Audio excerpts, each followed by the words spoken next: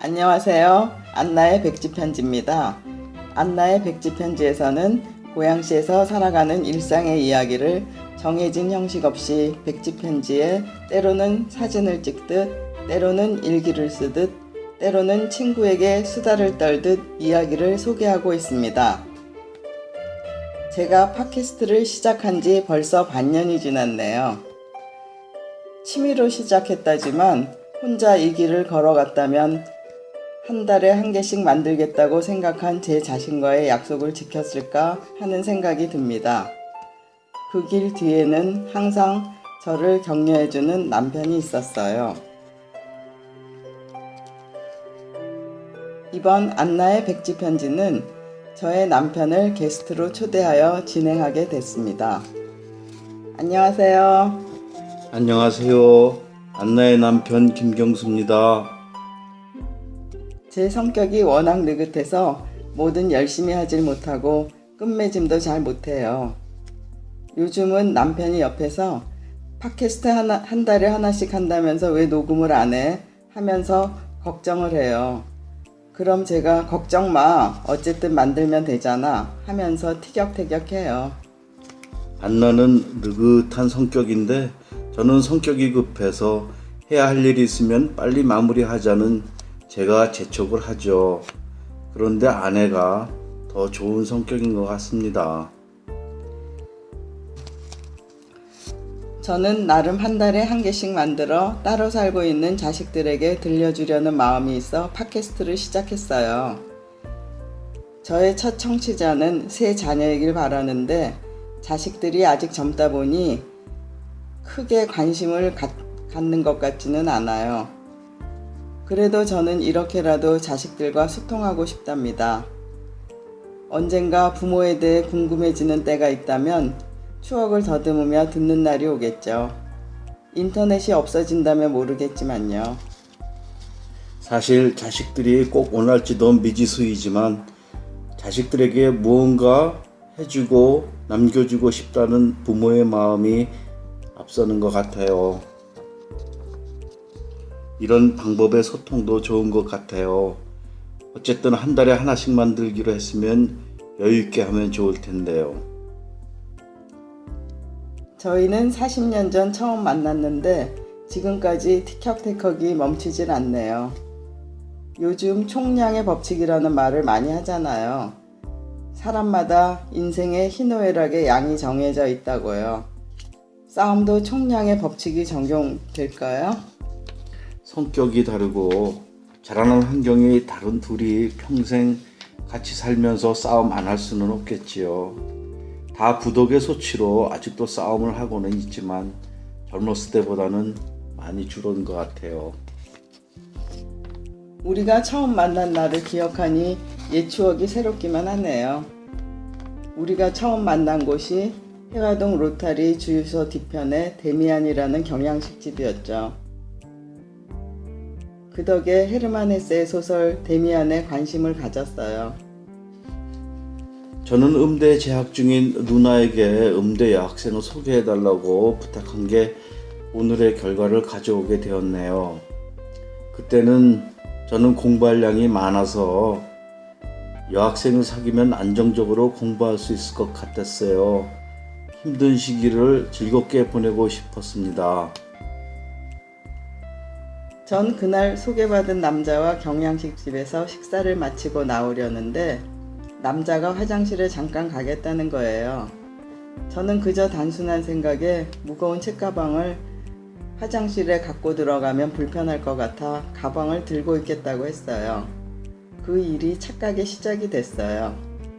데미안에서 처음 본 여학생의 모습은 순진한 모습이었고 처음 만나서 그런지 별 말이 없는 타입이었습니다.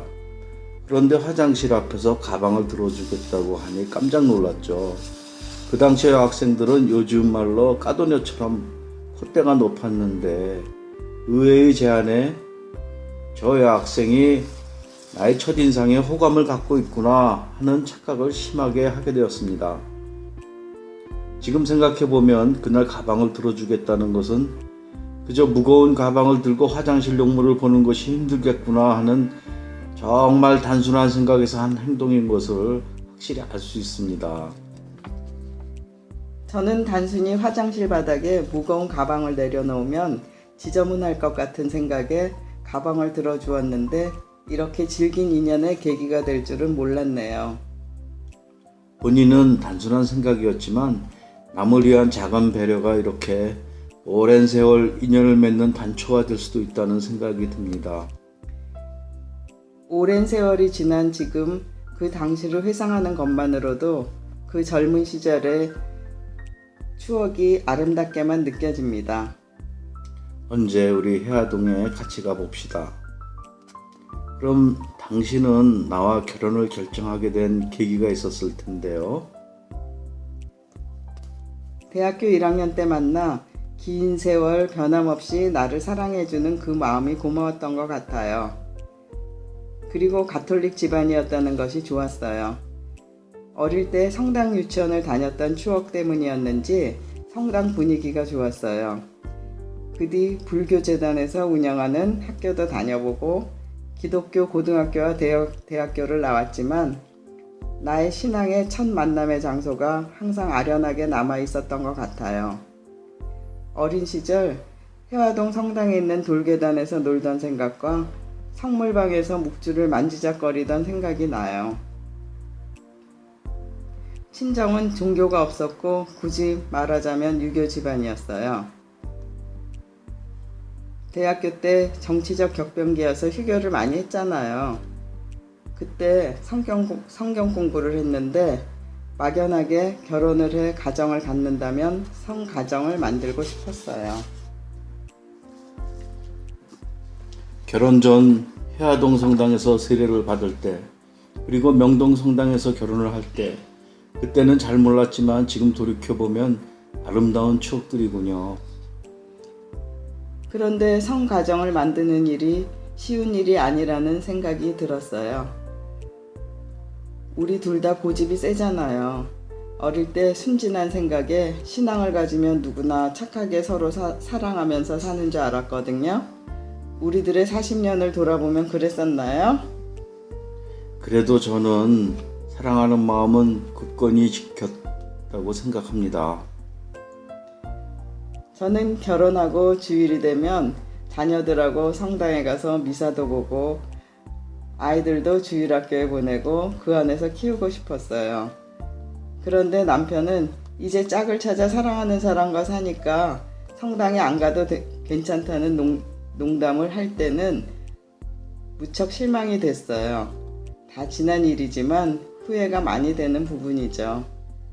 한동안 모든 원인이 남편에게 있다고 생각했는데 어느 순간 모든 원인이 저에게 있다는 생각을 하게 되었어요.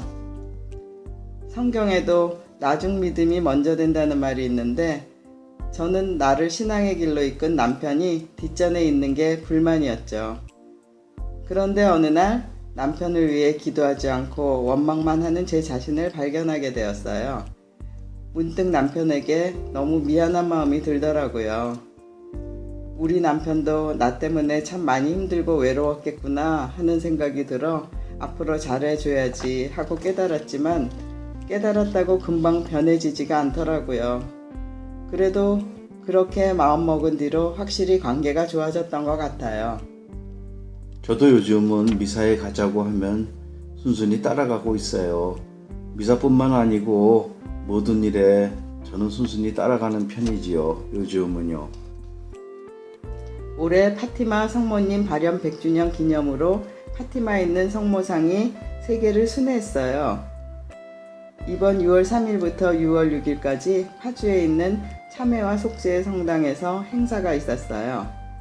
남편에게 같이 가자고 했더니 선뜻 따라 나서 고마웠어요.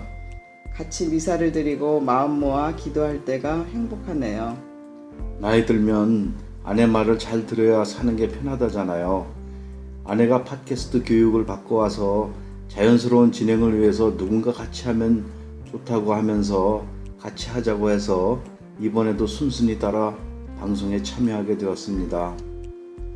이렇게 같이 한 시간이 추억이 될 것 같네요. 오늘은 문정희 시인의 부부를 소개하면서 안나의 백지편지 7번째 이야기를 마치겠습니다. 부부 문정희. 부부란 무더운 여름밤 일찍이 잠을 청하다가 어둠 속에서 앵하고 모기 소리가 들리면 순식간에 둘이 합세하여 모기를 잡는 사이이다. 너무 많이 짜진 연고를 나누어 바르는 사이이다. 남편이 턱에 바르고 남은 바쁠 것만한 연고를 손끝에 들고 어디 나머지를 바를 만한 곳이 없나 찾고 있을 때 아내가 주저없이 치마를 걷고 배꼽 부근을 내어 미는 사이이다. 그 자리를 문지르며 이달에 너무 많이 사용한 신용카드와 전기세를 문득 떠올리는 사이이다. 결혼은 사랑을 무효화시키는 긴 과정이지만 결혼한 사랑은 사랑이 아니지만 부부란 어떤 이름으로도 잴 수 없는 100년이 지나도 남는 암각화처럼 그것이 풍화하는 긴 과정과 그 곁에 가뭇없이 피고지는 풀꽃더미를 풍경으로 거느린다. 나에게 남은 것이 무엇인가를 생각하다가 내가 쥐고 있는 것을 바라보며 내 손을 한번 쓸쓸히 쥐었다 펴보는 그런 사이이다. 부부란 서로를 묶는 것이 쇠사슬인지 거미줄인지는 알지 못하지만 묶여있는 것만은 확실하다고 느끼며 어린 새끼들을 유정하게 바라보는 그런 사이이다.